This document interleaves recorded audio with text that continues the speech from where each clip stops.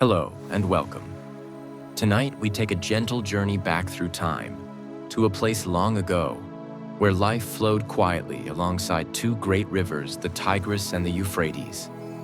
This place is Mesopotamia, the ancient land often called the cradle of civilization. Before you settle in, take a slow, deep breath. Let your body relax and your mind drift softly, like a leaf floating on a calm stream. Imagine the cool morning air brushing against your skin, the faint scent of damp earth and fresh barley floating in the breeze. The world is waking slowly here, just as you are beginning to unwind. And in this quiet moment, picture a small mud brick house nestled beside the shimmering waters of an irrigation canal. The house is simple but sturdy, built by hands familiar with the earth and sun. The walls are warm in color, kissed by the soft light of dawn. The roof, flat and covered with dried reeds, glows faintly in the early morning light, promising shelter and comfort. Inside, a family begins to stir. The farmer's wife moves quietly across the cool, packed earth floor, tending a small hearth where the embers of last night's fire still glow softly. The crackle and pop of burning wood blend with the gentle cooing of a dove nearby. She prepares a simple breakfast: barley porridge sweetened with dates, and a small jug of water brought from the village well. Outside, the farmer rises with the sun. His skin is weathered and darkened by years of working beneath the wide open sky. He pulls on a linen tunic, its fibers soft from many washings, and steps barefoot onto the warm earth. The cool morning dew clings to the grass, and the air is filled with the distant calls of birds greeting the day. Before leaving for the fields, the farmer pauses to pour a small libation of water onto the earth, a quiet offering to the gods who watch over the land and its people. This is a moment of reverence, a pause to connect the daily toil with the invisible forces that shape their world. The farmer's eldest son, a boy of 10 or 12, joins him, carrying a woven basket filled with simple tools: a sickle with a flint blade, a small wooden hoe, and a bundle of flax twine. His eyes are bright with curiosity and determination, eager to learn the ways of the land from his father. Together, they step along the narrow dirt path toward the fields. The farmer speaks softly, explaining how the irrigation canals work, the lifeblood that carries water from the great rivers to the thirsty earth. He points to the small wooden gates used to control the flow, the delicate balance of water and soil crucial to a good harvest. Yet, as they walk, the sounds of the village waking mingle with the natural world: the bray of a donkey, the clatter of clay pots, the murmur of neighbors greeting each other. Everything moves slowly and gently in the morning light. The fields stretch out before them, a patchwork of green and gold, where barley sways softly in the breeze. The farmer pauses, inhaling deeply the rich scent of growing grain, warmed by the early sun. The earth beneath his feet feels alive, full of promise and quiet energy. Their work begins in the cool of morning, tending to the crops that will sustain their family through the coming months. Each day is a careful dance with nature, a balance of patience, skill, and respect. As the sun climbs, the farmer and his son spread out among the rows. They carefully remove weeds, tend to the soil, and watch for signs of pests or disease. The farmer teaches his son to recognize the subtle changes in the plants, the way the barley's color deepens as it ripens, the texture of healthy stalks under his fingertips. The afternoon light grows warmer, casting long shadows over the fields. The farmer's wife brings a simple meal shared beneath the shade of a date palm. The family speaks softly, sharing stories and laughter that blend gently with the natural sounds around them. As evening approaches, the fields grow quiet again. The sun sets behind distant hills, painting the sky with soft pinks and oranges. The farmer and his family return home, tired but content, their hearts connected to the land that has provided for them once more. The first rays of sunlight filter over the horizon, casting a soft golden hue across the Mesopotamian plains. The farmer and his son stand at the edge of their fields, gazing at the barley swaying gently in the morning breeze. The fields stretch endlessly, a living quilt of green and gold, a testament to weeks of tireless labor. And today is a day for tending, for nurturing the life they have sown into the earth. The soil, enriched by the nutrient-rich silt of the Tigris and Euphrates rivers, cradles the barley plants like a protective embrace, but the bond between nature and human effort. The irrigation canals, shimmering in the morning light, snake through the fields like veins carrying life-giving water. Each canal is meticulously crafted, its edges lined with compacted clay to prevent leaks. The water source is a shared irrigation system that channels the mighty Euphrates, a collaboration of farmers who work together to sustain their lands. The farmer bends down to inspect the flow. With practiced hands, he lifts a wooden plank from a small gate, allowing water to spill into the furrows. The liquid glistens as it moves, snaking through the fields and soaking into the thirsty soil. His son stands beside him, watching intently. "You see," the farmer says in a low, steady voice, "the water must flow evenly, not too much, not too little. It's like feeding a child. Just enough to nourish, not enough to spoil." The boy nods solemnly, his small hands clutching a clay jar. He is learning to carry water to the plants that the irrigation cannot reach, a task that feels important despite his young age. By the time the sun climbs high in the sky, the heat presses down gently on the land. The farmer wipes his brow with a cloth, the day's work already showing in the lines on his face. He signals to his son, and they walk to the shaded edge of the field, where a cluster of date palms stands tall and regal. Here the family has gathered for their midday meal. The farmer's wife has brought a basket wrapped in cloth, its contents simple but satisfying. There is fresh flatbread, still warm from the morning's fire, a handful of dried figs, and a clay jug filled with cool water. The family sits together on a mat spread beneath the palms. The shade is a welcome relief, the fronds swaying softly overhead. They eat in companionable silence, the only sounds the rustle of leaves and the occasional hum of insects. And the younger children chatter quietly, their voices like a gentle lullaby in the warmth of the afternoon. The farmer watches them with quiet pride, their laughter a reminder of why he works so hard. Then, refreshed by their meal, the farmer and his son return to the fields. The afternoon's work focuses on the irrigation system. Using a long wooden pole, the farmer clears debris from the canal, ensuring the water flows smoothly. The boy follows behind, helping to patch small breaches in the canal walls with clay. He pats the clay firmly into place, mimicking his father's movements with determined precision. As they work, the farmer speaks of the land's history. He tells his son stories of the first farmers who tamed the wild plains, who learned to channel the river's power to grow food for their families. "Always respect the water," he says, his tone reverent. "It gives life, but it can also take it away if we do not honor it." The boy listens carefully, his small hands shaping the clay with a newfound purpose. As the day wanes, the shadows lengthen, stretching like fingers across the fields. The light softens, bathing the land in a golden glow. The farmer stands back to survey his work, a quiet satisfaction settling over him.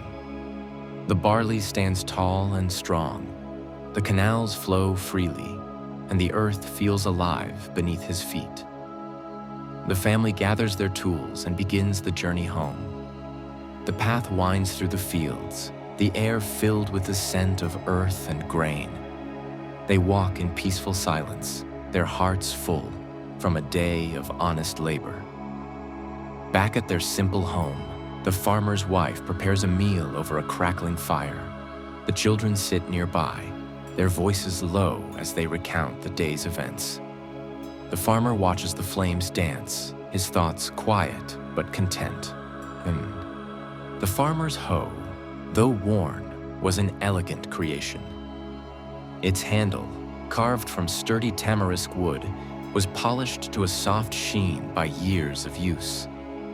The blade, fashioned from copper alloy, bore intricate etchings, a gift from the village blacksmith upon the birth of the farmer's first child.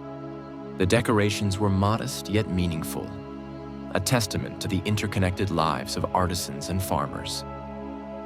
The blacksmith himself was a man of quiet pride, known not only for his skill, but for his understanding of the earth's needs.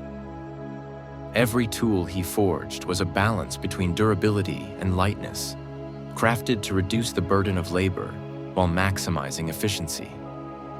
One memorable day, the blacksmith had shared a story with the farmer. "Copper is like the sun," he had said, holding a glowing ingot with tongs. "Soft yet strong, a gift from the gods hidden in the earth. Treat it with respect, and it will serve you faithfully." The farmer had taken these words to heart. Each evening, after the day's work was done, he would clean his tools, sharpening the blades with a whetstone and oiling the wooden handles. It was a ritual that spoke of reverence for both the tools and the labor they made possible. Yembeng, a weave of generations. As the farmer worked, he often thought of his ancestors, who had tilled the same soil under the same sun. He imagined them wielding similar tools, their hands calloused like his own. The tools themselves bore witness to this legacy. The sickle he used had been passed down through 3 generations, its edge renewed countless times by skilled hands. Its wooden grip had darkened with age, polished by the sweat of his forebears. To the farmer, it was more than a tool. It was a link to a past that shaped his present. In the evenings, he would tell his children about these ancestors, painting vivid pictures of their lives. "Your great-grandfather," he would say, "was a man of remarkable patience. He once spent an entire season perfecting the irrigation canals, ensuring that every drop of water reached the thirsty roots of our crops." Seasonal labors.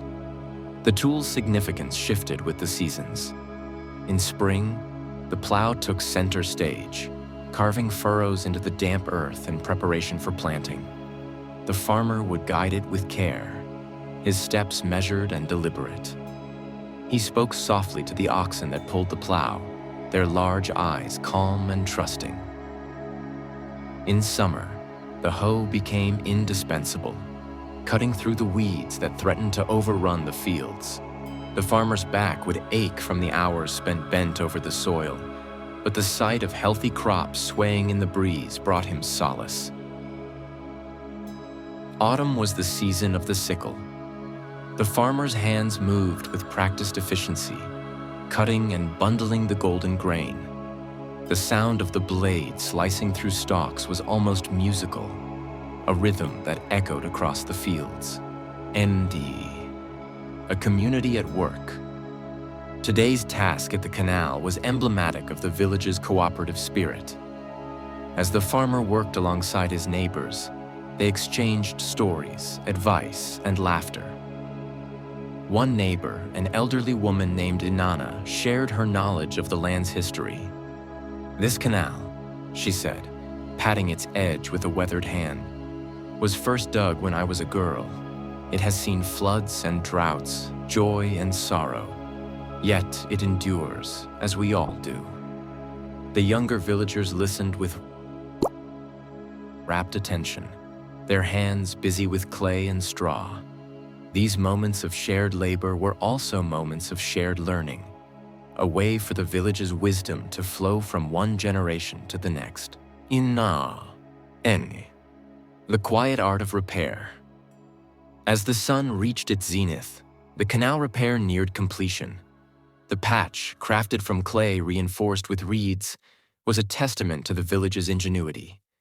The farmer inspected it closely, running his fingers along its surface to ensure its integrity. Satisfied, he stepped back and allowed himself a moment of quiet pride. The canal, now whole, would carry life-giving water to the fields once more. Yin. Evening rituals. Back at home, the farmer's family gathered around the hearth. The glow of the fire cast flickering shadows on the walls, creating a warm and inviting atmosphere. As they shared their evening meal, the farmer recounted the day's events. His children listened eagerly, their eyes wide with curiosity. His wife, a woman of quiet strength, offered her own observations about the day's work. After the meal, the farmer took his children outside to gaze at the stars. He pointed out familiar constellations, weaving stories about their origins. "That one," he said, tracing a shape with his finger, "is the plow. It watches over us as we work, guiding our efforts and ensuring our success." The night's embrace. As the village settled into the quiet of night, the farmer lay on his mat, his thoughts drifting like the smoke from the extinguished fire. The day had been long, but fulfilling, a reflection of the life he cherished. The gentle hum of cicadas filled the air, blending with the occasional rustle of leaves in the breeze. In this serene moment, the farmer felt a profound connection to his ancestors, his neighbors, and the land itself. As the seasons turned, the farmer's life unfolded in a rhythm as steady and dependable as the rise and fall of the Tigris and Euphrates rivers. Spring brought the labor of planting, summer the diligent care of growing crops, autumn the harvest's bounty, and winter the quiet contemplation of cycles completed. Yet beyond the fields, the life of the Mesopotamian farmer was rich with rituals, traditions, and a deep connection to the natural world. These customs, etched into daily routines, were as vital as the tools that turned the earth. The temple offerings. With the harvest safely stored, the farmer prepared offerings for the temple, a sacred duty and an act of gratitude. Mesopotamian society was deeply religious, and farmers believed their toil was blessed and overseen by the gods.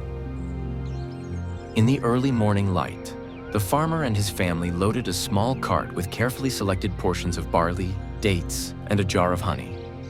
These were gifts to Enlil, the god of agriculture, whose favor was essential for bountiful crops. The temple was a magnificent ziggurat, its terrace structure rising above the village. Climbing its steps was a solemn affair, each footfall a prayer of thanks. At the summit, priests in flowing robes awaited, chanting softly as offerings were laid upon the altar. The farmer's youngest daughter clutched a clay figurine of a bull, a symbol of strength and fertility, which she placed alongside the food. As the priest offered blessings, a sense of peace washed over the family, a reassurance that their bond with the divine was secure. Marketplace days. Not every day was spent in the fields. Occasionally, the farmer ventured into the bustling marketplace where goods and stories were exchanged in equal measure. The market was a kaleidoscope of sights and sounds. Merchants called out, extolling the quality of their wares. Jars of fragrant oil, bolts of dyed wool, and intricately carved figurines.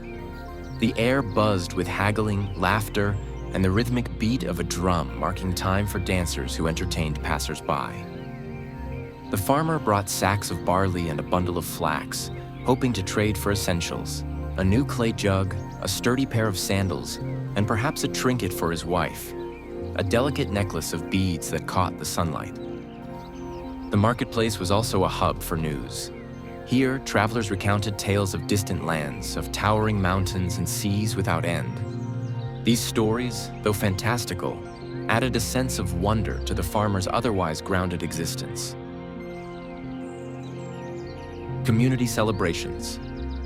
Seasonal festivals punctuated the farmer's year, offering moments of joy and connection. The most anticipated was the Akitu festival, marking the arrival of the new year and the renewal of life's cycles. Atas. Preparation began weeks in advance. Women wove garlands of flowers, children practiced songs, and craftsmen prepared statues of gods to be paraded through the village. On the day of the festival, the entire community gathered in the village square. The farmer and his family, dressed in their finest tunics, joined the procession. Drums and flutes set a jubilant rhythm, and dancers twirled with ribbons streaming behind them. At the festival's heart was a reenactment of the myth of Enlil and Ninlil, the gods who brought fertility to the land. The farmer watched, captivated, as performers in elaborate costumes acted out the tale.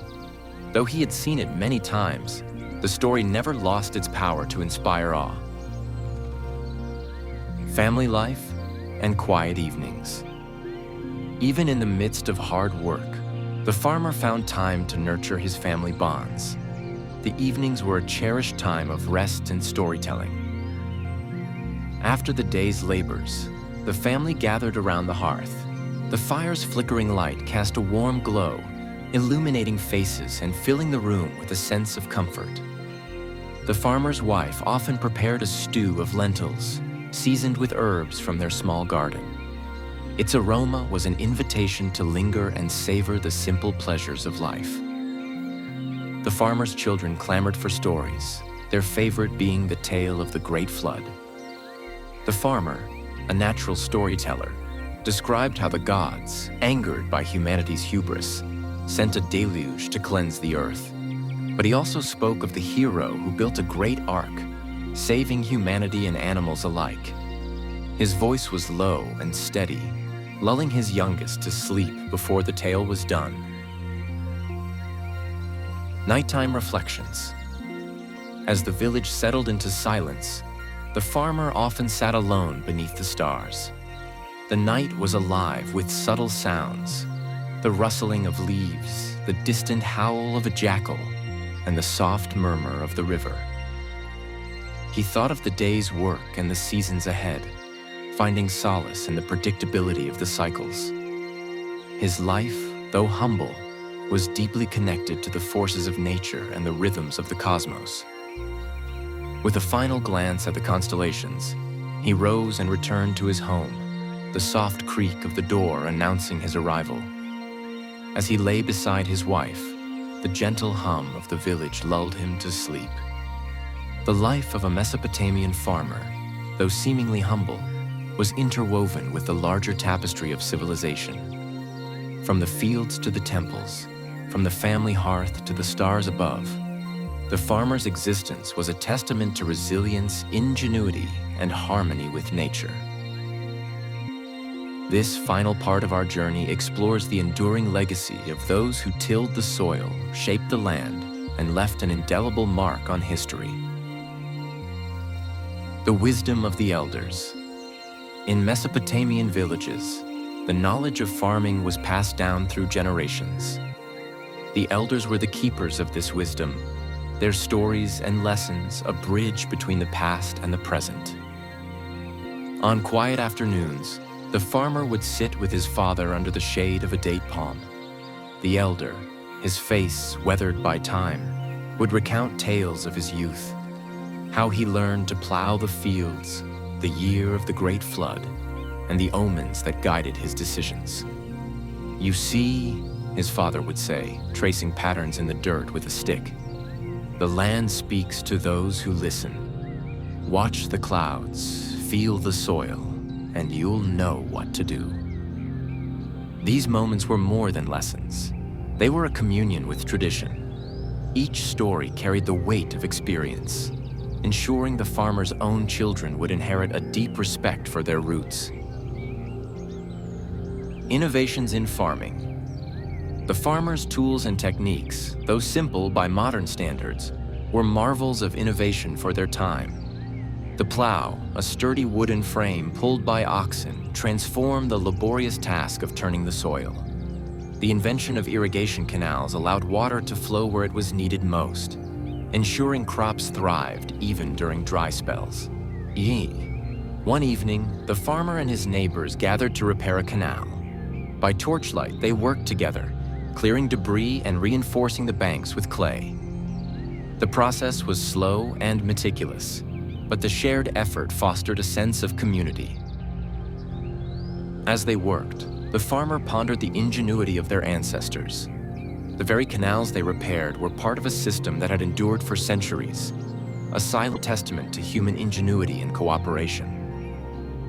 The role of women in farming life. In the farmer's household, his wife was an equal partner in the work of sustaining their livelihood. While the farmer tended the fields, she managed the home, preserved food, and spun flax into thread. Her hands, calloused from the years of labor, were as essential to their survival as the farmer's plow. During harvest time, the entire family worked together. Women and children gathered grains, sorted seeds, and prepared meals for the workers. Their laughter and songs filled the air, a reminder that even hard work could be a source of joy. The farmer often marveled at his wife's skill in weaving. Using a loom passed down through generations, she created textiles of remarkable beauty. Her creations, dyed with indigo and ochre, were not only practical, but also a source of pride, traded in the marketplace for other necessities. Festivals of gratitude. The completion of the harvest marked a time of celebration and gratitude. The village held a festival to honor the gods and the earth's bounty, a culmination of months of hard work. The farmer's family prepared for days, baking bread, brewing beer, and crafting garlands. On the day of the festival, the village square was transformed into a lively scene of music, dance, and feasting. The farmer joined a procession to the temple, carrying an offering of barley cakes and fruit. As the community gathered, the village elder recited prayers, thanking the gods for their blessings. That evening, under a sky ablaze with stars, the farmer sat with his family, savoring the joy of the harvest and the bond of community. Endings and new beginnings. As the year drew to a close, the farmer reflected on the cycles of life. The land, once barren, had yielded its bounty. The fields, now resting, would soon be ready for planting once more. He thought of his children playing in the yard, their laughter echoing through the quiet evening. Someday, they would take his place in the fields, continuing the work he had begun. This thought filled him with a sense of peace, a reminder that life's greatest treasures were not in possessions, but in the legacy left behind. The farmer rose and walked to the edge of his field. The soil beneath his feet, dark and rich, was a reminder of the promise of renewal. As the cool night air enveloped him, he felt a profound connection to the land, a bond as eternal as the rivers that sustained it.